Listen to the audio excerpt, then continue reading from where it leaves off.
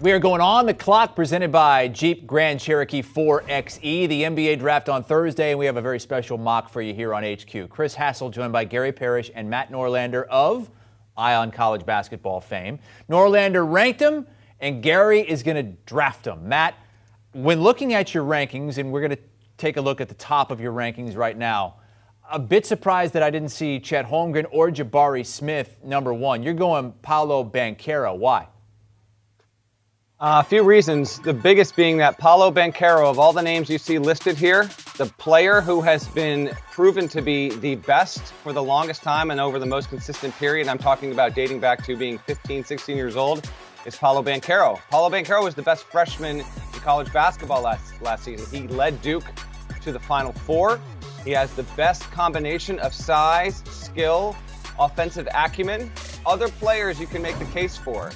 And while the top three in some order has been Jabari, Chet, Paolo, usually in that order, as GP and I talked about on the most recent edition of Ion College Basketball, I happen to believe that it will be inevitable that those three bigs will not wind up being the three best players in this draft years down the road. They make sense to draft 1, 2, 3 now, but that doesn't mean the future is going to hold that actual reality. For me, Banchero has the best package. He's the most NBA ready. He would be my favorite to win Rookie of the Year no matter who he gets drafted to and wherever he gets drafted. And I think defensively he actually has not just room to grow, but the ability to do so. So it should not be, as I said on my recent mock draft at CBSSports.com, guys, having Paolo Banchero as the number one prospect should not be a contrarian take. Yes, it's trending toward Jabari Smith, but it is not completely unreasonable or hard to imagine that Banchero is both immediately the best player in this rookie class and grows and proves to be that 10 years from now. Yeah, Smith has been the favorite to go number one overall. Recently, as a couple of weeks ago, he was like minus 400 to go number one. Now it's pretty close between Jabari Smith and Chet Holmgren to go number one. Gary, let's get into your mock. Matt's going to focus on the prospects. Gary focusing on the prospect and maybe more importantly, the fit in particular for an NBA team. Who do you have the Magic taking number one, Gary? Chet Holmgren out of Gonzaga. And like you mentioned, Hassel, I'm very aware that Jabari Smith is the betting favorite to be the number one pick. But I do believe that Orlando is, looking at least two players and possibly more. The two obvious ones being Jabari Smith and Chet Holmgren. For me, Holmgren's just got the most potential, biggest upside of anybody in this draft. I understand the concerns. He's a one-position center, and those guys aren't that valuable anymore unless they are true superstars. It should be noted, the reigning MVP of the NBA is a center, and the runner-up for the MVP award, also a center. So the idea that centers can't be special, that's nonsensical. But they need to be special to be worth taking at the top of a draft. And simply put, I think Holmgren can be. Will he be able to guard in space terrifically? Maybe not. But I've talked to multiple evaluators in recent weeks who said they think he'll be good enough at it. And the other stuff is incredible. Elite level rim protector, can reliably, make jumpers from the perimeter, can play make on the perimeter. He's a unique prospect, and he's not without flaws, his body being another one. But if he becomes everything that seems possible for him to become, I think ultimately he's the best player from this draft. Opinions on him have been flying fast and furious. It's only going to get more as we get closer to the draft night. I talked to an evaluator on Saturday who said, I don't know what quite to make of Holmgren. He could not have played in the NBA Finals series that you just saw between the Celtics and Warriors. Where would you have played him? How would you have played him? How would he have stayed on the floor for a long period of time? I love the pick from GP here. He'd actually team up with Jalen Suggs, who he played with in high school. But ultimately, Holmgren, his strengths are on the defensive end in terms of being a rim protector and making up space. He can bring up the ball. He can shoot. How much will he be tasked and asked to do the things that he does well at the college level, what he did well at the high school level, at the pro level? It'll be really intriguing there. I am lowest on Holmgren of the big three. To me, he's got the lowest floor by far. He also, you could argue, has the highest ceiling, so GP going there at one with him. It does make sense, but I do think wherever he goes, he's the big gamble. No one really quite knows how he'll fit and how he'll be used at the next level next year, let alone what he'll look like in the NBA will look like Chris 5 years from now. This is the fourth mock draft we've done here on CBS Sports HQ, and I think it's 4 different mock GMs, all of them took Chet Holmgren number 1. He is still not the favorite to go number 1, but getting closer, plus 145. Jabari Smith minus 180 to go number 1. Gary, is that where you're going with the Thunder at 2? Jabari Smith is, I think, going no lower than second in this draft. And like you mentioned, possibly first. He's obviously a terrific one-and-done prospect out of Auburn. Father played in the NBA and professionally overseas for a long time. So he has that pedigree, which is something that is extremely valued by front offices. You know, whether you look at Steph Curry, Klay Thompson, Jaren Jackson Jr., some of the best players we have in the NBA right now are the sons of professional athletes, and Jabari Smith, obviously, he checks that box. 6'10" athlete, shot above 40% from three-point range. He's got some playmaking ability, but that still needs to be developed. He wasn't somebody that Auburn could just throw the ball to and say, go make plays and create opportunities for yourself and others. That's not really a strong suit right now, but at worst, he's a 6'10" athlete who can, be used as a switchable forward, guard multiple positions, and reliably, make catch and shoot jumpers and one dribble pull-ups. He's a terrific prospect with a great reputation, and that's why he's the guy that I can't see falling out of the top 2. Chet Holmgren, yeah, I could see falling out of the top 2. I don't think Jabari Smith is waiting around in that green room very long on Thursday night. Talked to an NBA scout about a week ago. I said, is there any scenario possible where Jabari falls below 2? He said the only way that happens is if Orlando really pulls the rug out from everyone, takes Paolo first, and then there's a feeling that Presti will take Holmgren if they're there at 2. But it will be very hard, if that's the case, not to take Jabari at 2. GP just laid out basically everything you need to know about his game. He's got a tremendously high floor, wonderful teammate, great size, great shooting form, efficient shooter. His rise over the past 6 months has been incredible there. I do love his potential outcome. And I was talking to another evaluator over the weekend, like the baseline for Jabari Smith, barring injury, his baseline is 10-year starter in the NBA. He just seems to be about as safe of a prospect as you could ask to draft in this year's crop here. So yeah, GP. I'd honestly be shocked if he fell below 2, but if he did, it would have to be that Banchero goes to Orlando, and then Oklahoma City is so enamored with Chet they just refuse to pass on him, and that's how it happens. But that seems unlikely. Matt, your top prospect is still on Gary's board here. Paolo Banchero, ranked number 1 by Matt Norlander. Is that where you're going with the Rockets at 3, Gary?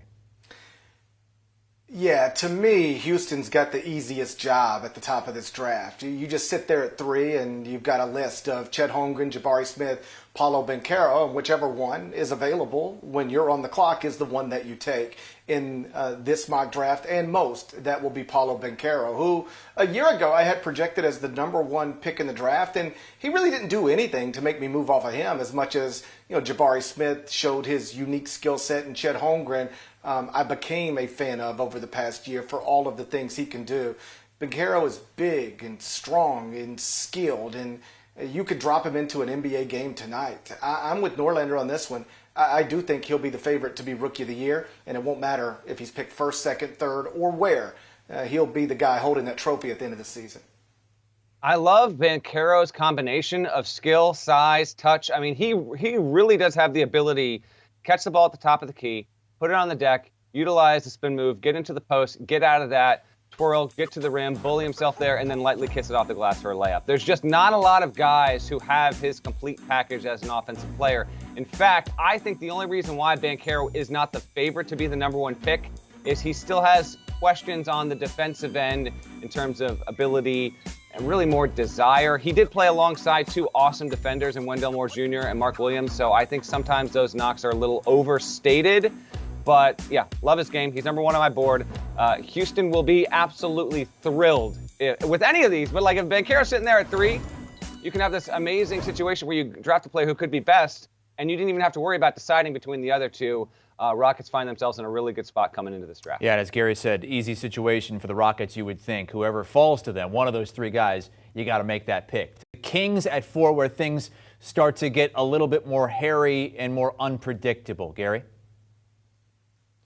I had them selecting Jaden Ivey, but it is interesting that as we are now in the week of the draft, Jaden Ivey is on record saying he has not worked out for the Kings and he has not met with the Kings. And some of that could be his agent pulling strings. I say this as respectfully as I can say it, but the Sacramento franchise doesn't have a great reputation. And there's some thought that if you are an elite prospect like this, you might want to go anywhere, literally anywhere other than Sacramento. So perhaps they're more comfortable going 5, 6, 7 to another franchise than they are going 4 to Sacramento, and that's the motivation for not meeting with the Kings. But if I'm Sacramento, that doesn't really matter to me. You know, players don't get to pick where they're going to play. You pick where they're going to play, at least out of the draft. And, you know, Ivy projects, in my mind, as the 4th best prospect available. He's a guard with size, explosive athleticism who, really attacks the rim violently the way Russell Westbrook or John Wall did in their prime. I think he's a special player, and if I'm Sacramento and those first 3 guys are gone, that's who I'm taking. This is going to be so fascinating here. Sacramento has Davion Mitchell and De'Aaron Fox, and you should, if you're Sacramento, you need to draft the best player available. I love what Ivy brings. I think he's got great potential. He's a top 3 athlete in this draft as far as I'm concerned. The shot, I think, is good enough. The defensive capability, I think, is good enough. You see, I have Ivy 6. We'll get to why I like Mathurin a bit more in a few here. But his capability to take over games in bursts is undeniable. The reason why I have him 6 is there were times, many times last season, when you watched Purdue play, and it was Travion Williams who was the best player on the floor, not Jaden Ivey. And Matt Painter is one of the best coaches in college basketball. I think he did a pretty good overall job with an interesting roster last season. Purdue was a really, really good team. But with Ivy, I kind of partly feel like it's going to be fit. So if he winds up going 4 to Sacramento, and we've seen instances in the past where agents will withhold their guy from doing a workout with a team, and the team will take him anyway. That could absolutely happen here with Sacramento. But if that happens, how does that help or stunt Ivy's growth? Would they have to move one of these guys eventually? Like Davion Mitchell and De'Aaron Fox already being there would make for a crowded point guard / combo guard room, if you will. Wherever Ivy goes, that's among my most interesting plot points in the top 10 on draft night. The Pistons come up at 5, and Keegan Murray is the favorite to go there out of Iowa. Did not see Keegan Murray on Matt Norlander's ranking of the top 10 prospects. Gary? Well, I think that's a mistake, but we can get to that later. I've got him going 5th here. I think he's tremendous.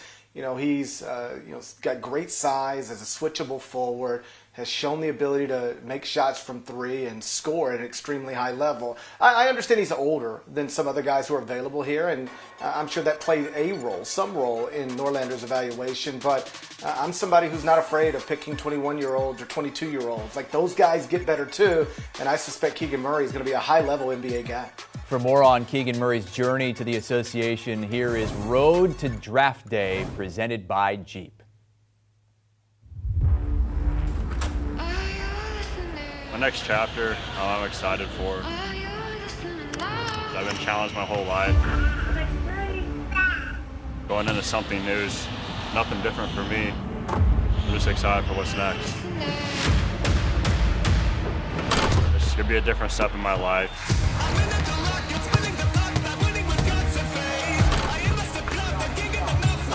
I'm Keegan Murray. This is my road to the draft.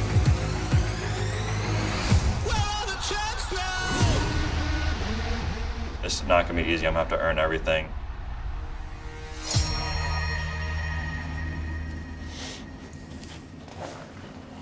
Are you ready for the lead? Yes, of course. I've been ready for this my whole life. Swish it. Shot, Keegan. Good shot, Chris. When I first started playing basketball, probably was around when I was 3. There's videos of me on a VHS tape playing on a little tight suit with my brother. Woo, Keegan, that was a 3-pointer, buddy. My childhood, I felt like was really good just because I had parents that supported me and what I was doing. Growing up, I knew that it was a dream of mine to play in the league. Throughout high school, I really just wanted to play on a scholarship in college. I didn't know where that was going to take me, but I knew that I had a chance to be really good with my size and athleticism and my versatility and things like that.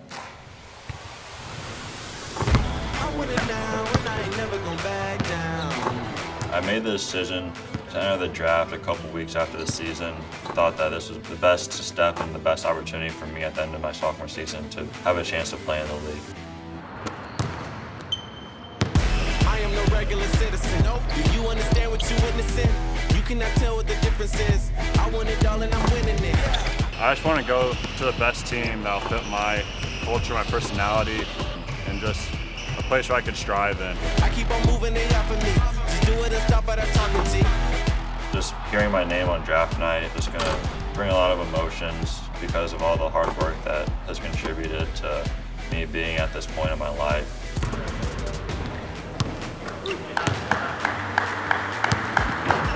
And it's going to be surreal seeing the guys that you've admired for a while, being able to compete against them has just been my goal in life. I gotta go for the goal. I need to switch up the mode. The team that drafts me, what they're getting out of me is a person that's just going to work as hard as possible on the basketball court and give everything they got on the court, but off the court. My goal my rookie season is to win Rookie of the Year. I know there's obviously a lot of guys that want that title. There's going to be a lot of competition, and I know that it's not going to be easy. I'm going to have to earn everything that's given to me. I want it now. I gotta rise up. Rise up. I want it now. I gotta rise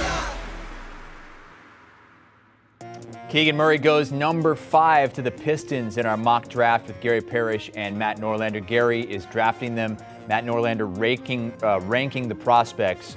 And Jabari Smith, the only one that lines up here. Smith goes second to the Thunder, and Matt Norlander had Smith ranked number 2 overall. Chet Holmgren, who went 1, ranked number 5 on Matt Norlander's board.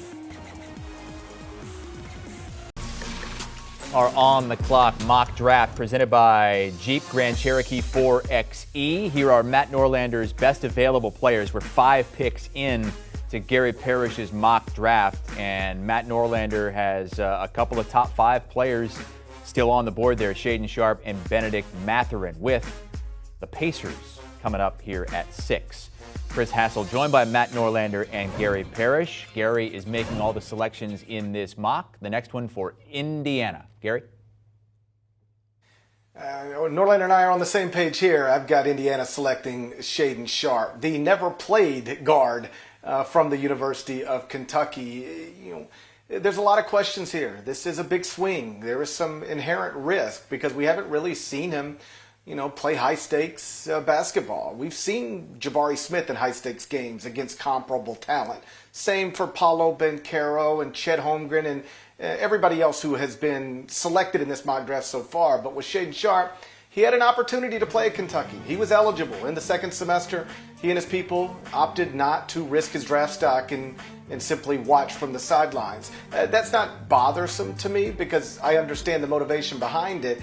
But it does make his evaluation a little harder to do because, we can all watch videos of grassroots games and, see clips from workouts, but some stuff you just can't know about somebody until you've seen them in high-stakes competitive basketball, and those are the questions that linger with Shaedon Sharpe right now. No doubt about it. There's even a chance you might have seen Parrish and I in the background of those Peach Jam games from a year ago because that's literally the last time we saw Shaedon Sharpe play, and he was tremendous. Now, Parrish said it, big swing. I'm taking a big swing here. I'm going to re-emphasize something about this whole procedure. There will be players, I promise you, there will be players drafted lower on draft night who 2 years, 4 years, 6 years down the road, it's going to look silly in retrospect, but we can't tell the future. With Shaedon Sharpe, I'm going to take a swing. He has actually not even had a blow-you-away workout run going into this draft. Some of them have been a little bit underwhelming, but there are still plenty of believers. The explosiveness can be there, the shooting, the offensive acumen. We'll wait and see on the defensive side, but I'm going to push my chips in on Shaedon Sharpe, the player I saw with my own eyes in person a year ago. I wish he had played at Kentucky. There is a belief out there among some NBA scouts that had Shaedon Sharpe played at Kentucky and been what we thought he could be, he would be in the conversation to go number one. He's not. He's not. In fact, I've got him higher than just about anyone. But given his skill set and how physically mature he is at this age, plus his age, relatively speaking, he will be picked on potential and the fact that he is just, 18 going on 19 here. I love him in this spot where GP has him. I think he'll be a top 5 prospect when we look years down the road. You have him number 3 on your big board. Gary takes him 6th in the mock. His over-under draft position is 7.5. The Blazers picking at 7. Gary? I've got him selecting Benedict Mathurin out of Arizona. So this is another one where Norlander and I have the best availables coming off in the same order. Mathurin's a guy that, as I really started diving into the tape, as we were prepping for the NBA draft, I liked him more than I previously did, and I always liked him. We're talking about a Pac-12 Player of the Year who's a 6'6" athlete who can also reliably shoot three-pointers. Was just a tad under 40% on a pretty decent number of attempts per game. So, this is a guy who checks a lot of boxes for what is valued in the NBA right now. Switchable wings who can guard multiple positions and then comfortably knock down shots from the perimeter. He can do those things. He's shown that at Arizona, and I think he's going to be able to show that pretty quickly, once he arrives in the NBA. And I can't imagine him slipping much further than where we have him going right here. Yeah, without a doubt. I've got him ranked top 5. If he were to go to Portland, there's always this wonderment, will Damian Lillard be a Blazer for life? And if Mathurin's going to go there, is he going to be the player to convince Dame to, finish out his career there? But Mathurin, he is magnetically drawn to the rim. He plays with a ferociousness that I love, a constant aggressiveness, good distributor, a good, just solid, we've got him listed as a shooting guard here, which he is, but he is a power wing with good size, really nice passer. Overall, I think he's got a package defensively that validates him for me as a top 5 prospect. And because he's a wing, again, you look at my top overall prospects there and you're kind of thinking man, Norlander doesn't have Chet Holmgren even top 4. I just think it's going to be inevitable with where the NBA is going, guys, that we will look back on this draft and at least 2 players are going to pass at least one of those bigs. And so I am betting on Shaedon Sharpe and Benedict Mathurin to be the 2 most likely players that wind up with the better careers down the road. But that, top 5 is top 5. They're all good, and I really love this. If Mathurin went to Portland, Chris, I think that would be a phenomenal fit alongside Damian Lillard. Up at 8, the New Orleans Pelicans, and Gary has them taking A.J. Griffin, whose over-under draft position is 11.5. So this might seem like a little bit of a stretch, but no. Matt, you like him even more than that. He's, I think, number 7 on your big board. Yeah, and that 11.5 number kind of surprises me because I've heard buzz that, A.J. Griffin, maybe there might be a team, who knows, with Indiana at 6 or Portland at 7. They might just be sitting there thinking no, we're not going to waste a pick on a different player that doesn't have nearly the shooting capability of A.J. Griffin. Now, A.J. Griffin is a powerful, ultra high-scoring wing if he wants to get there. He's had some injury concerns. Defensively, bafflingly mediocre. He should be a much better defender than he proved to be at Duke. He has to improve on that range. In fact, the fact that he's not a top 5 guy is because he's been that bad on defense there. But yes, great shooter, really good form, catch and shoot off the dribble, has been a player that we've known about for a while because he's been a highly rated prospect, and his dad formerly played in the NBA, now coaches in the NBA. But I am in on A.J. Griffin as a clear-cut, no doubt about it, top 10 talent in this year's draft. Okay, the Spurs are coming up at number 9, and Gary, it's a guy who played in your neck of the woods in Memphis. Jalen Duren, the one-and-done prospect for Penny Hardaway's Tigers. Honestly, Hassel, this comes down to what do you feel about guys who aren't perfectly suited to be centers in the modern NBA? If you can appreciate a rim protector, a physical specimen, but somebody who is going to, at best, just be okay, good at guarding in space, and at worst, be somebody who gets cooked over and over again, then you're a little less enthusiastic about this. I mean, the things Duren can do, you're seeing it there, aren't hard to spot. He's a great rim runner, rips rims down, can alter shots, block shots, is a good enough rebounder. But there are some concerns. He's got a skill set where he can play a little bit away from the rim, but I'm not optimistic that he'll ever stretch it all the way out to the three-point line, which is obviously preferable with modern centers in today's NBA. So if you're somebody who has devalued that position, you probably don't touch him with the 9th pick. But if you can appreciate what he does and seems capable of doing, then this makes a lot of sense for San Antonio. All right, the Wizards are up at 10, and you can certainly appreciate the building blocks that Ochai Agbaji put together for Bill Self at Kansas over the years, a 4-year career. And his over-under is somewhere in the low teens. But, Matt, you also have him as a top 10 player in this draft. Parrish and I agree on this. Avid listeners of Eye on College Basketball know this is no surprise. We both think that Ochai Agbaji is a top 10 prospect and will prove to be a top 10 player in this year's draft class. How about this old school flavor? 4-year college player, won a national championship. Let's put him in the top 10. He also has ascended each year, improved his numbers. 3-point shooting got better every single year. His free throw rate got better every single year. His ability to be a well-rounded, competent player got better every single year. I talked to Bill Self multiple times this past season, and the one thing he wanted from Agbaji, like by the time of his end of his sophomore season, is more command on the court, more confidence in himself. He finally got there. Love it. I don't know if he'll ever be an all-star. I don't think he will. I just think he's going to be a starting level player more years than not in the NBA, and he's not undervalued here on this mock draft show, but I think at the next level, he's going to wind up going 3, 6, 8 spots too late. That's all college players in the top 10, though there's a little caveat with Shaedon Sharpe because he did not play for the Kentucky Wildcats. The Knicks are coming up at number 11, Gary. Yeah, I've got him taking Johnny Davis out of Wisconsin. He is probably the biggest breakthrough player of this past college basketball season. I mean, Keegan Murray obviously helped himself a lot. Ochai Agbaji helped himself a lot. But those guys were already on NBA radars before the season began. Johnny Davis wasn't. I mean, we did a list of the top 101 college basketball players heading into the season. Not only did we not have Johnny Davis on it, his name never came up, nor should it have come up. And so for him to, have the season he had, incredibly productive at Wisconsin, was really eye-opening. He's got good size for a guard. He can shot create as well as anybody in this draft. The three-point percentage is problematic. You got to hope that gets better, or else he's not worthy of going this high in this draft. But I'm going to trust that that'll improve enough where all the other stuff, when you combine it, you've got somebody that is clearly a lottery talent. Yeah, quick on this. Johnny Davis was 30.6% from three-point range. I've got him lower. GP, what he's doing here is accurate and a reflection of reality of where he'll get picked. I'm just trying to tell you where I think he'll land in the hierarchy.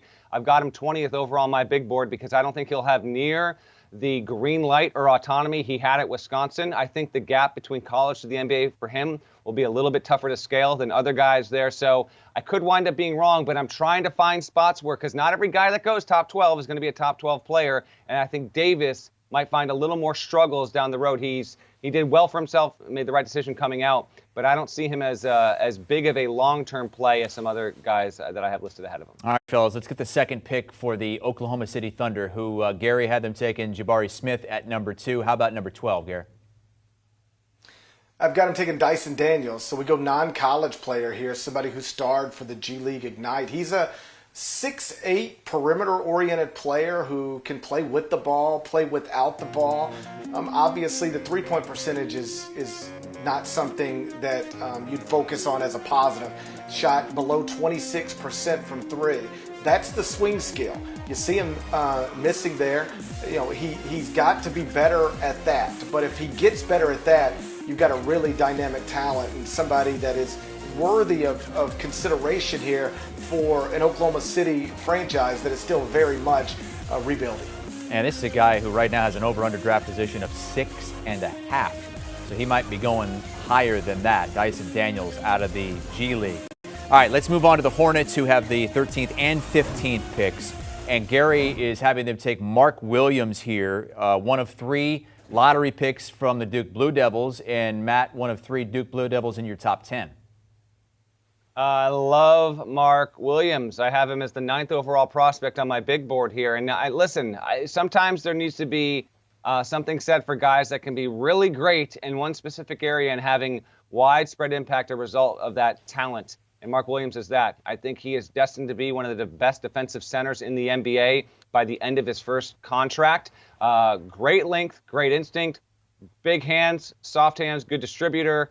Offensively, Is he going to be a guy that you're asking to step out and shoot from 20 or 23 feet? No, but I don't care. I trust what my eyes saw and what Mike Krzyzewski trusted from Mark Williams the entire season. He was the Defensive Player of the Year in the ACC and really one of the 3 or 4 best in the entire country. I love him at the next level in an albeit structured, kind of place it in a box role. But for me and what he can actually do and impact a team overall, top 10 prospect as far as I'm concerned. Let's close out the lottery here, Gary, with the Cavs at number 14. I've got him staying in-state and selecting Ohio State star Malachi Branham.